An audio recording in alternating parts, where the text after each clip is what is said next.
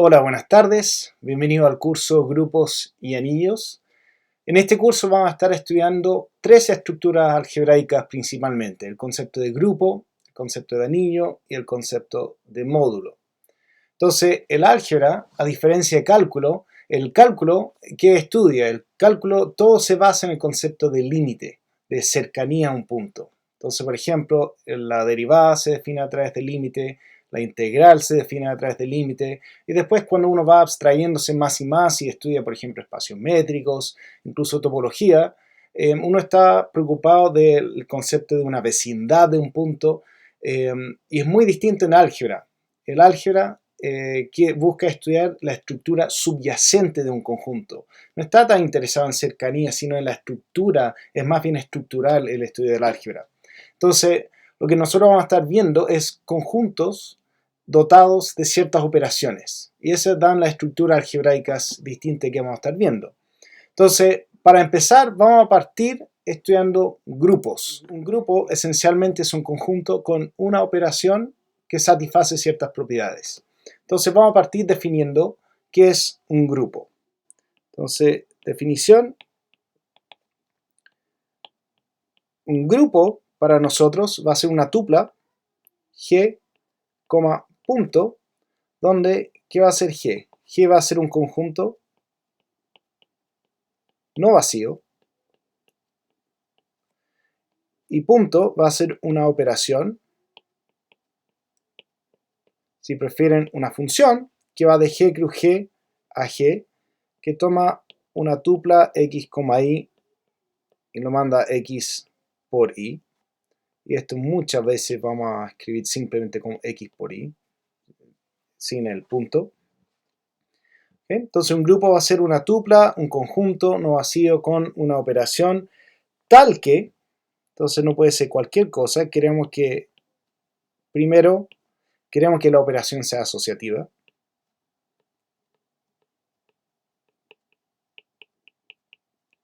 Entonces, ¿qué significa eso? Significa que para todo x y z en G, si yo hago x por el producto de y por z, es lo mismo que hacer x por y después por z.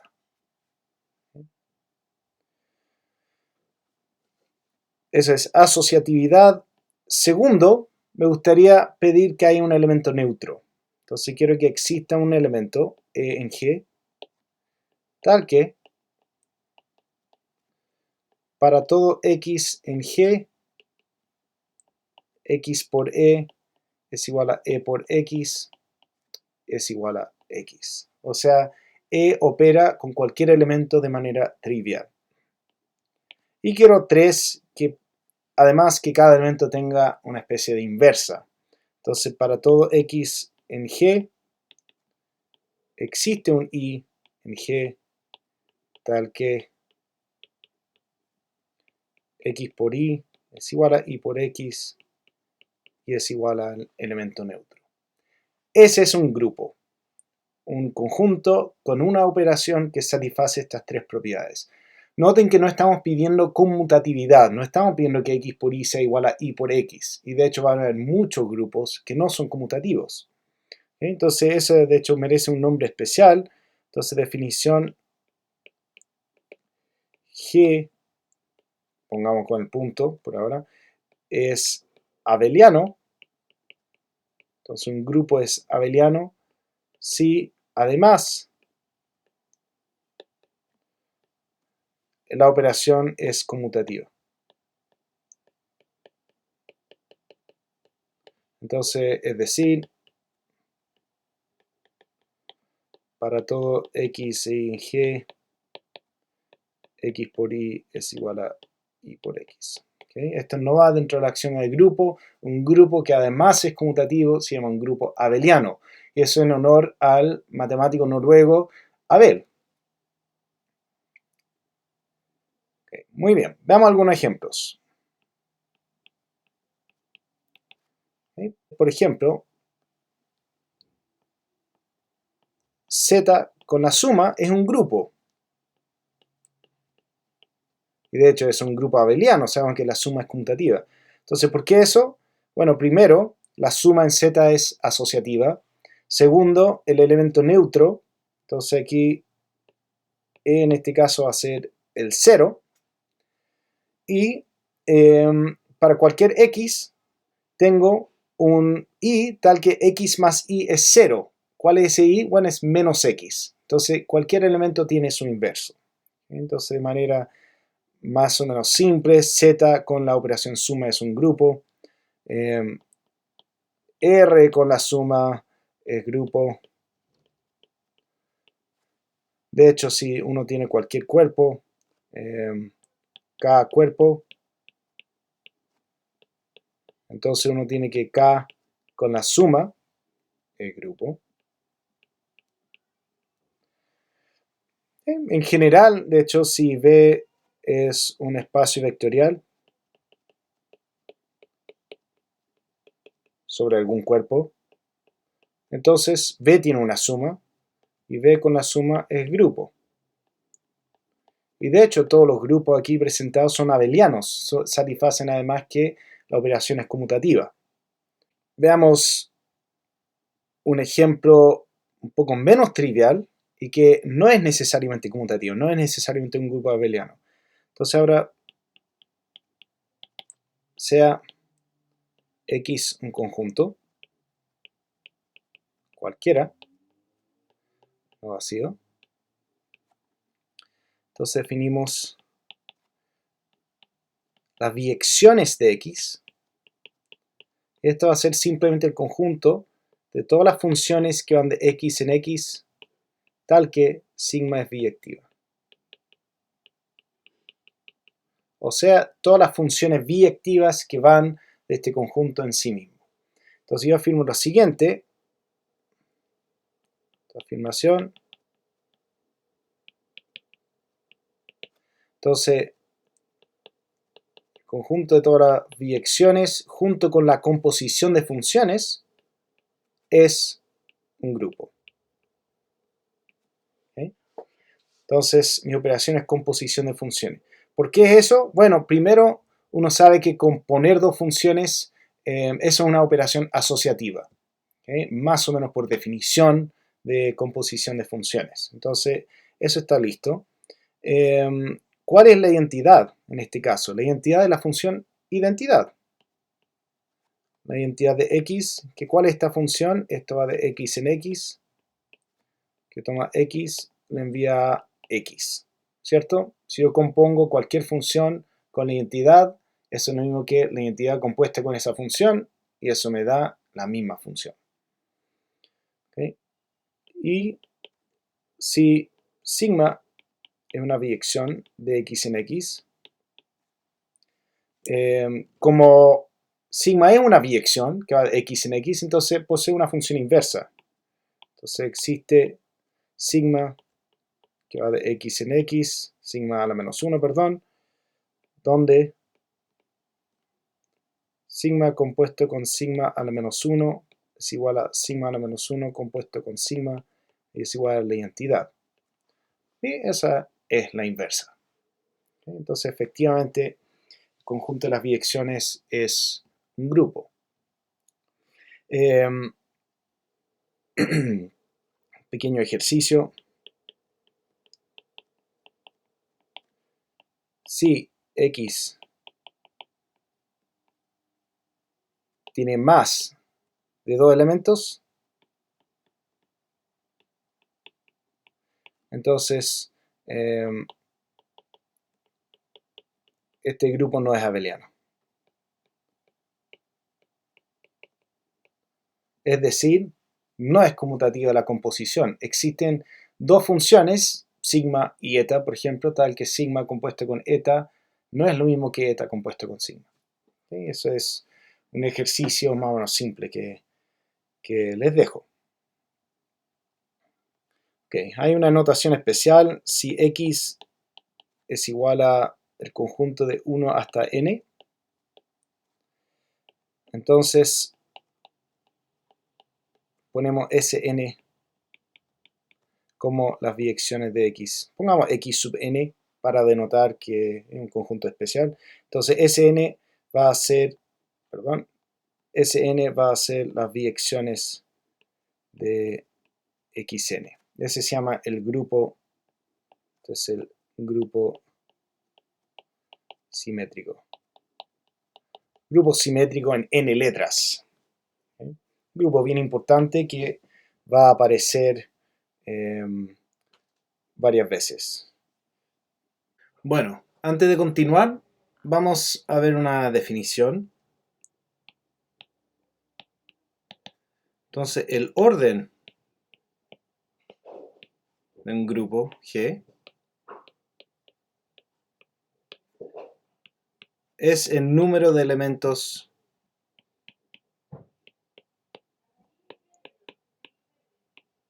que posee.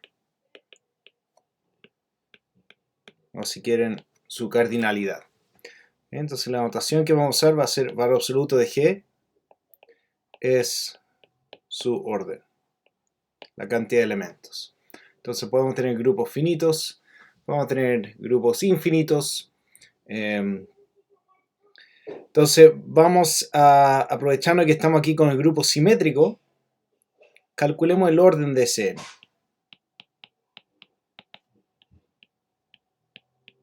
Entonces, ¿cuántas biyecciones hay del conjunto de 1 hasta n en 1 hasta n? Entonces, para eso vamos a mostrar cómo construir un elemento general. Entonces, para dar un elemento de Sn, es necesario, digamos un elemento sigma de Sn, es necesario especificar n valores distintos. Tengo que especificar sigma de 1, sigma de 2, hasta llegar a sigma de n. Y sigma está totalmente determinado por esos valores. Entonces, sigma de 1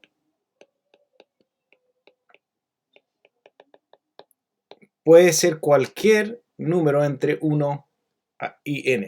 Cualquiera, no hay ninguna restricción. ¿Okay? Sigma de 2, sin embargo, sigma de 2 ya tenemos una restricción. Puede ser cualquier número entre 1 hasta n, pero no puede ser sigma de 1. ¿Ya? Después vamos a sigma de 3.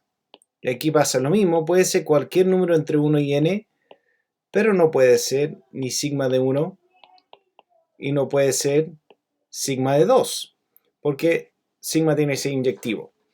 Y así sucesivamente. Entonces, si queremos dar cualquier elemento de Sn, sigma de 1, ¿cuántas posibilidades tiene?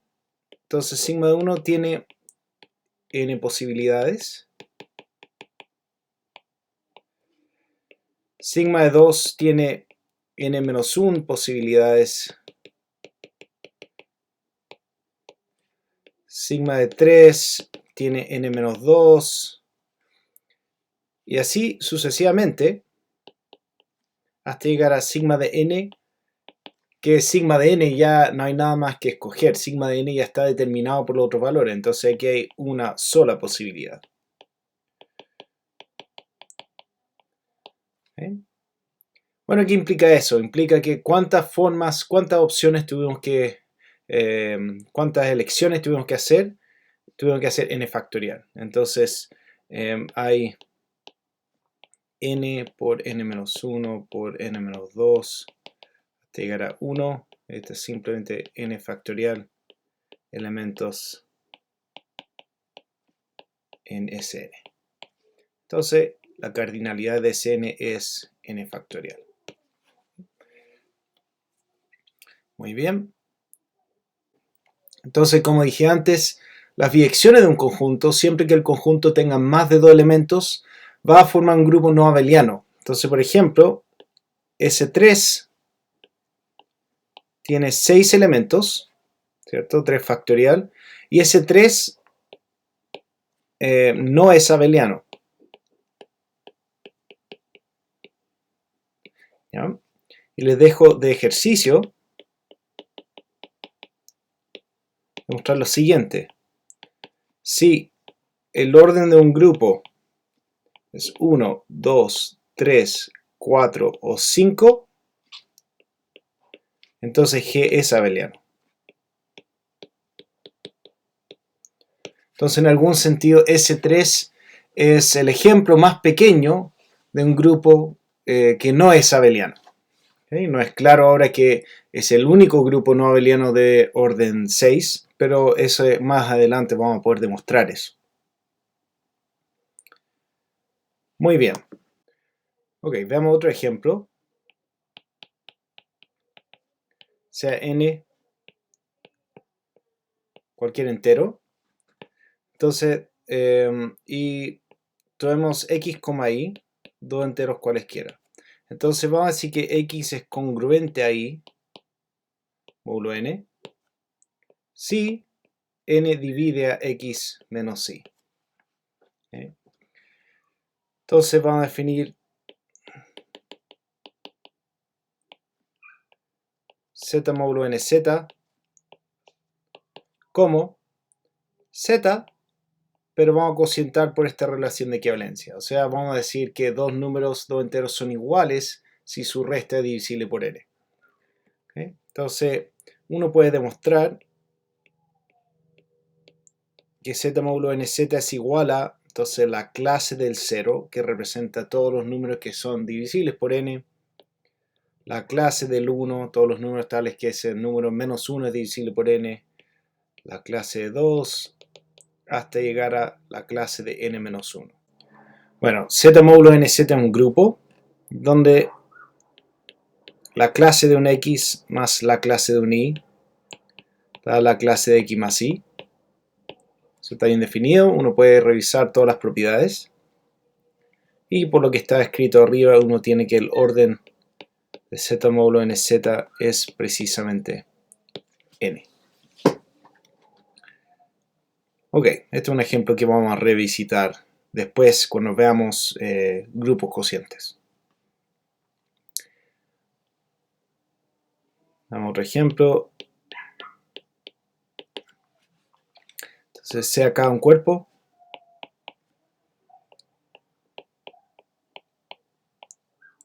Entonces vamos a definir GLNK como el conjunto de todas las matrices de n por n con coeficiente en k, tal que el determinante de m distinto es 0. O si quieren, todo el conjunto de todas las matrices invertibles. ¿Okay? Este es un grupo porque tenemos la identidad, la matriz de identidad tiene determinante 1. Sabemos que tenemos este producto matricial, el determinante se comporta bien con producto matricial. Sabemos que cualquier matriz con determinante distinto de 0, su matriz inversa, que existe, también tiene determinante distinto de 0. Entonces, este efectivamente es un grupo. Hagamos un ejercicio entonces. Calculemos el orden de GLNK. Si K tiene Q elementos.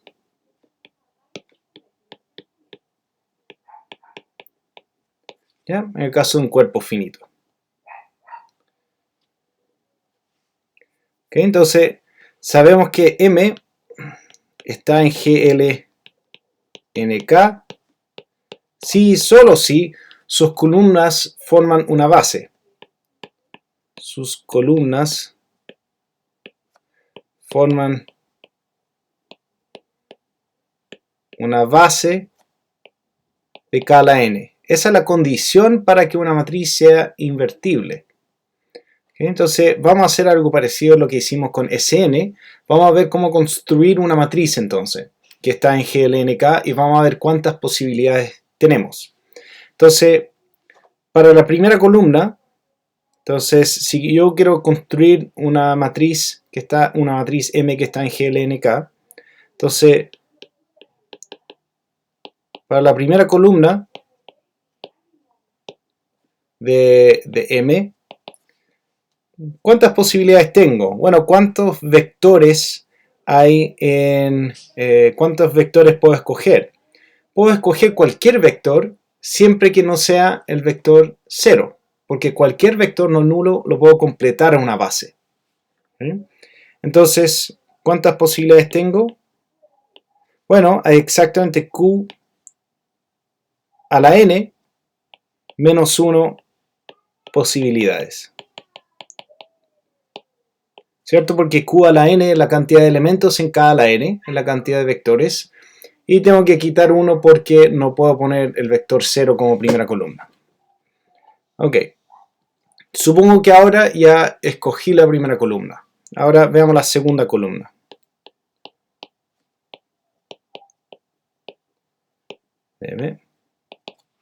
¿Cuántas posibilidades tengo? Bueno, puedo escoger cualquier vector, pero ahora siempre que no sea un múltiplo del primero, porque necesito que sea LI. Necesito ir dando vectores LI en las columnas para finalmente obtener una base. Entonces, tengo aquí Q a la n, todos los vectores de K a la n, pero ahora tengo que quitar todos los múltiplos del primer vector.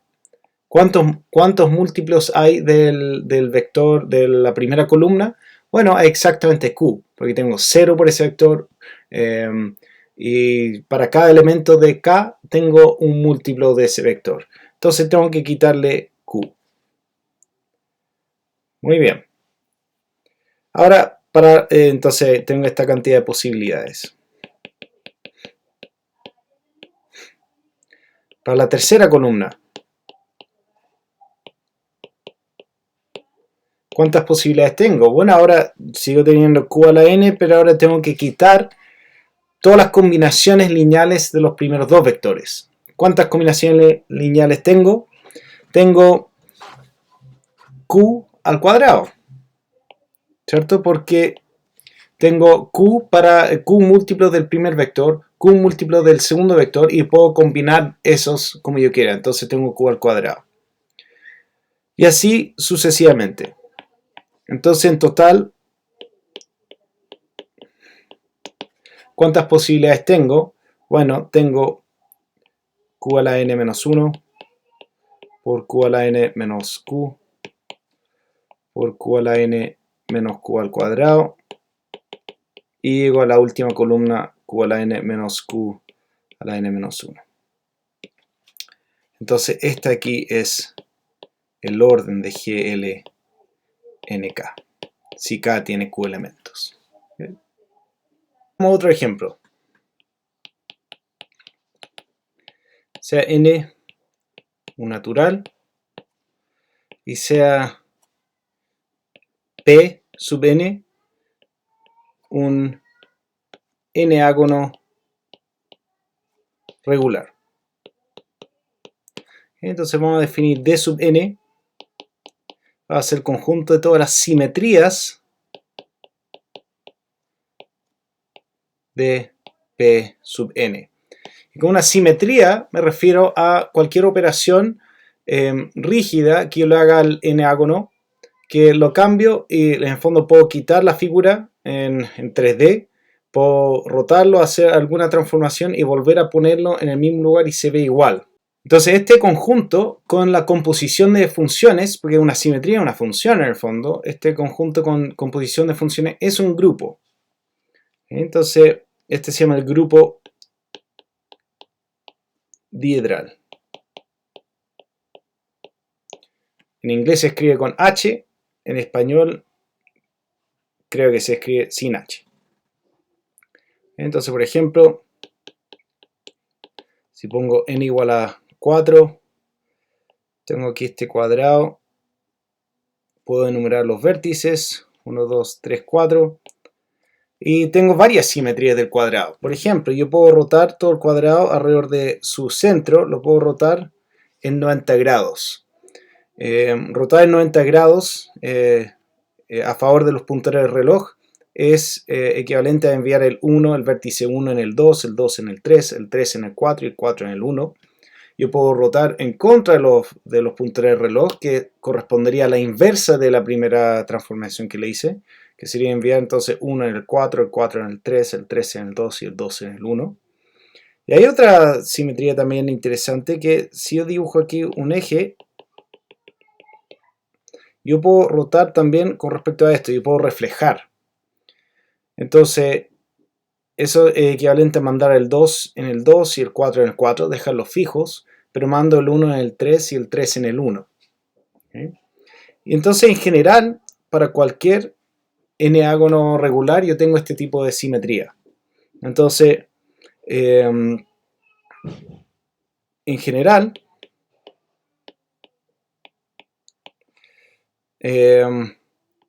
Dn contiene dos simetrías destacadas en algún sentido. ¿Okay? Tenemos R, que es rotación, ¿ya? Sería rotación en 2pi partido por n radianes. En este caso, con los punteros de reloj hay que fijar alguna convención. Y S, yo trazo alguna yo divido por los vértices, divido el n-ágono en dos mitades y puedo reflejar. Entonces, esta es reflexión. ¿Okay? Entonces, ejercicio. Uno puede demostrar entonces que Dn consiste de todos los elementos de la siguiente forma. Entonces sería S a la I por R a la J, tal que I y J están en Z. ¿Ya? Y aquí, de hecho, incluso podemos suponer que I es o 0 o es 1, porque S al cuadrado, si yo reflejo y reflejo de nuevo, entonces me da la identidad. Yo vuelvo al origen. Entonces, en verdad puedo suponer I está entre 0 y 1. Entonces, I es 0 o es 1. Y J, como es rotación, en el fondo R a la J es aplicar la rotación en 2pi por J partido por n radianes. Entonces, cuando ya roto y llego J igual n, entonces ya volví a la identidad también. Entonces puedo suponer que J está entre 0 y n menos 1. ¿Ya? Entonces me podrían preguntar qué pasa con R por S, que ese también está ahí, por supuesto. Pero uno puede escribir R por S en términos de S a la I por R a la J. Y eso le dejo de ejercicio, averiguar cuál es esa relación. Entonces, por ejemplo, ¿cómo escribimos R por S como S a la I por R a la J? ¿Ya? Entonces, le dejo a ustedes averiguar cuál es esa relación. Muy bien. Bueno, uno puede, con esto, entonces uno puede deducir que el orden de Dn es 2n. ¿Ya? S es algo tal que al cuadrado da la identidad y R es algo tal que a la n da la identidad. Entonces todas las combinaciones, aquí hay 2 por n combinaciones. Por lo mismo, algunos autores llaman este grupo D sub 2n en vez de Dn. A mí me da lo mismo, pueden usar la notación que quieran, solo que por este curso vamos a fijar la notación D sub n, pero no es tan importante. Ya, veamos otro ejemplo. Entonces sea Q8 conjunto, vamos a tener 1 menos 1, I menos I, J menos J, y K y menos K. ¿Ya? Donde I, J y K son símbolos. Entonces, entonces yo voy a pedir primero que I al cuadrado es igual a J al cuadrado es igual a K al cuadrado es igual a menos 1. ¿Okay? El menos 1 se va a comportar de la forma usual. menos 1 por i va a ser menos i, menos 1 por j va a ser menos j, etc. Menos 1 al cuadrado va a ser 1. ¿Okay? También voy a pedir entonces que i por j por k sea igual a menos 1. ¿Ya? Entonces, eso va a llevar, por ejemplo, a las siguientes relaciones. Entonces, este en algún sentido es un conjunto minimal de operaciones. En el sentido de que cualquier otro producto, por ejemplo, i por k, está determinado por estos. Entonces, veamos. I por k, ¿cuánto es? Bueno,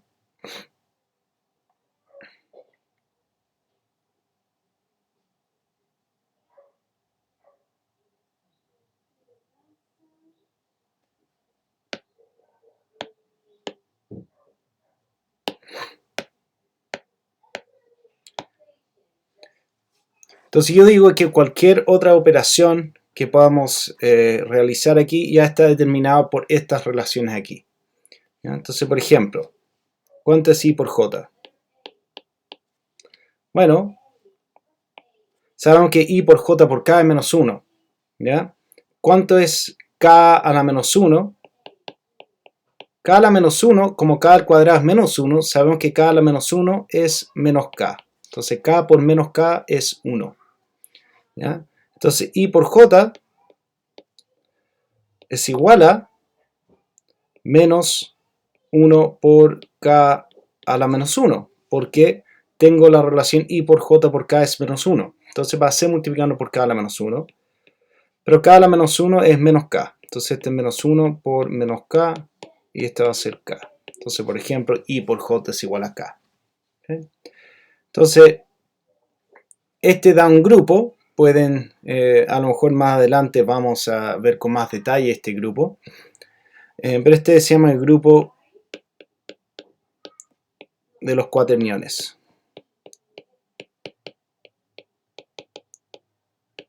Y claramente Q8 tiene 8 elementos. Entonces este es un grupo, se llama el grupo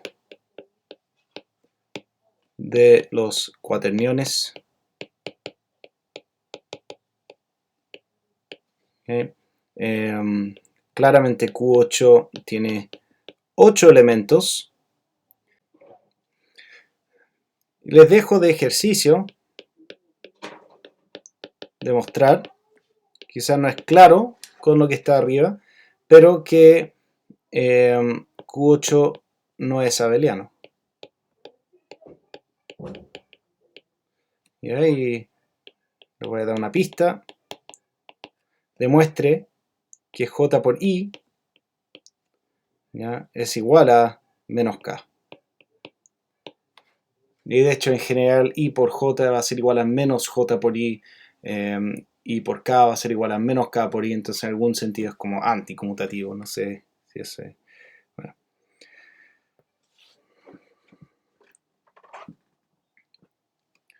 Para nuestro último ejemplo de la clase, vamos a ver un ejemplo que es un poco menos conocido. Entonces sea x una cónica vamos a hacerlo en R2, pero en verdad sirve una cónica en K2, donde K es cualquier cuerpo. ¿Okay? De hecho, después vamos a entretenernos más adelante estudiando esto para cuerpos finitos, por ejemplo. ¿Ya? Entonces tomemos una cónica, entonces X es o bien una parábola,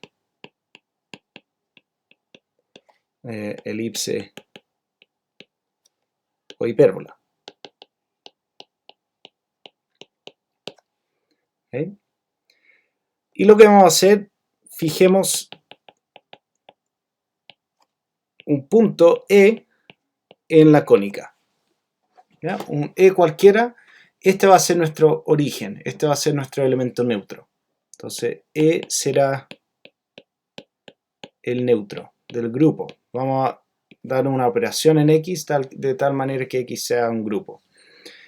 ¿Okay? Entonces voy a mostrar a través de un dibujo de cómo se define la operación. Entonces sean P y Q en X. Entonces definiremos P más Q, voy a poner un círculo para entender que no es la suma usual de R2, que va a ser otro punto de X. ¿Okay? Entonces, ¿cómo hacemos eso? Dibujemos, hagámoslo con una elipse, con una hipérbola o con una parábola, va a ser exactamente la misma historia. ¿Okay? Entonces tomamos una elipse, pongamos por ejemplo E ahí, por ponerlo en cualquier parte. Tomamos el punto P y tomamos el punto Q. Y vamos a hacer lo siguiente, primero tracemos la recta que pasa por P y Q. ¿Okay? Ahora vamos a tomar esta recta y vamos a tomar la recta paralela a esta, pero que pasa por E. Y lo vamos a trazar aquí. Se ve algo así. Disculpen mis dibujos, no soy muy bueno para dibujar. Okay. Ahora, como X es una cónica, está descrito por los ceros de una función, fuera un polinomio de grado 2. Entonces, eso implica que esta recta, la recta que acabamos de trazar paralelo a la recta original que pasa por E, va a intersectar la cónica en uno o dos puntos. Sabemos que por lo menos en un punto porque ya pasa por E, pero podría haber otro punto más. Si no hay otro más es porque es una recta tangente. ¿Okay? Pero supongamos, en este caso, que no es tangente la recta y que pasa por otro punto. Este es el punto que vamos a llamar P más Q. ¿Okay? Entonces llamemos esta recta aquí, la primera recta LPQ, y llamemos L tilde PQ, por ponerles nombres. ¿Okay? Entonces si L tilde PQ es tangente a X en E, definimos entonces P más Q como E, y si no, P más Q es el otro punto de intersección.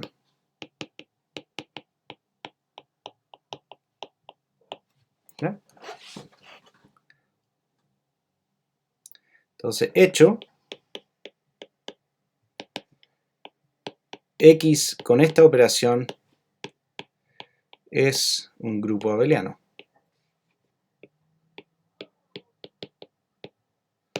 ¿Ya? Que sea abeliano es más o menos obvio, porque si yo parto con P y Q, o parto con Q y P y hago esto, me da exactamente el mismo punto. Entonces, que sea abeliano es claro. Lo que no es claro quizás es la asociatividad, y esa es la parte más entretenida de la demostración. Se lo dejo a ustedes de ejercicio, demostrar la asociatividad. A lo mejor van a tener que recurrir a algún teorema de geometría analítica plana, pero yo les animo a hacerlo, es un ejercicio bien entretenido. ¿Qué sería, por ejemplo, la inversa de un punto? Entonces, digamos que hagamos otro dibujo.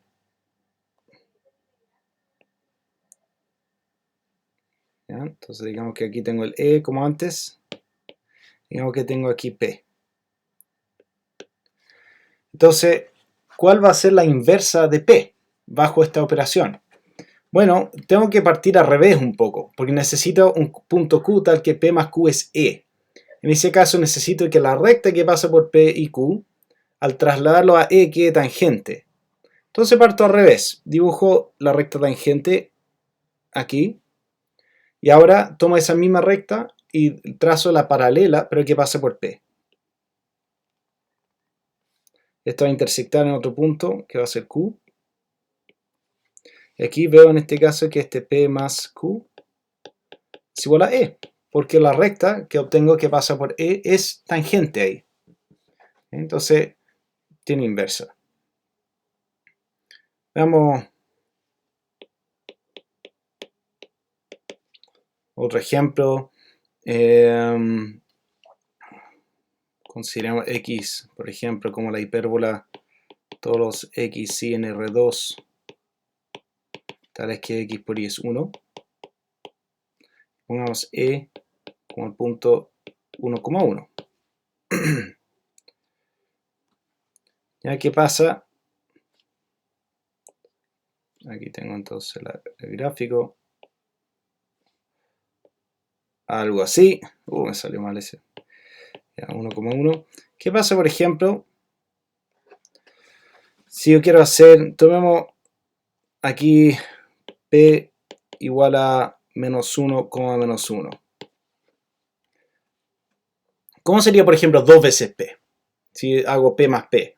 Bueno, es la misma construcción que arriba, pero en vez de tomar la recta que pasa por P y Q, tomo la tangente en P, que en el fondo es como la recta que pasa por P y P. Entonces, calculemos, por ejemplo, aquí abajo cuánto sería 2P. Entonces, P más P, ¿cuánto es? Bueno, primero, ¿cuál es la recta tangente a la cónica en P? Entonces, recta tangente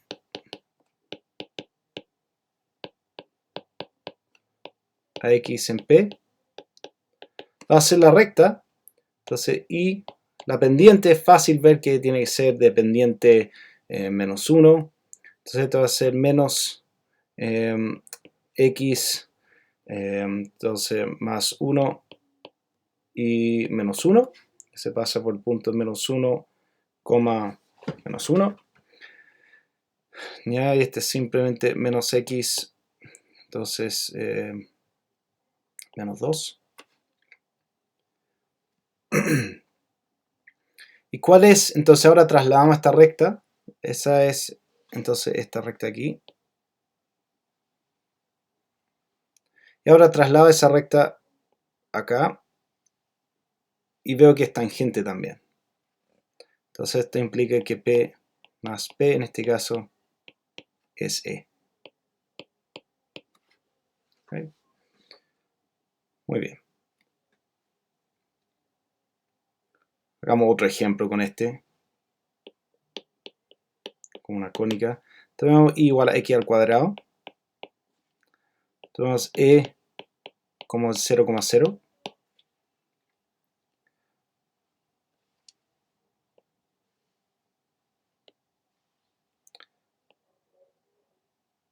Algo así. Este es el E. Entonces, sumemos dos puntos. A, A al cuadrado, eso va a ser un punto cualquiera de la parábola, más B, B al cuadrado. ¿Cuánto da esto?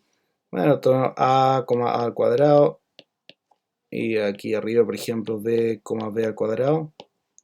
Tomo la recta que pasa por ambos, algo así. ¿Cuál es esa recta? Entonces este L, llamamos este aquí P y este Q. Entonces el LPQ va a estar dado por I es igual a, entonces primero la pendiente es B al cuadrado menos A al cuadrado partido por B menos A por X menos, usemos A por ejemplo, X menos A más A al cuadrado. ¿Okay? En verdad no me interesa el punto de intersección con el eje, lo único que me interesa del LPQ es la pendiente. ¿Okay? Entonces ahora, ¿cuál es la recta? ¿Cuál es el LPQ tilde? Va a ser simplemente I igual a, es la recta que pasa por el origen que tiene esa misma pendiente. Entonces va a ser B al cuadrado menos A al cuadrado partido por B menos A por X, y este es simplemente A más B. ¿Okay? Muy bien. Entonces ahora queremos calcular dónde esta recta intersecta la parábola. ¿Okay? Entonces, ¿dónde intersecta LPQ tilde la parábola?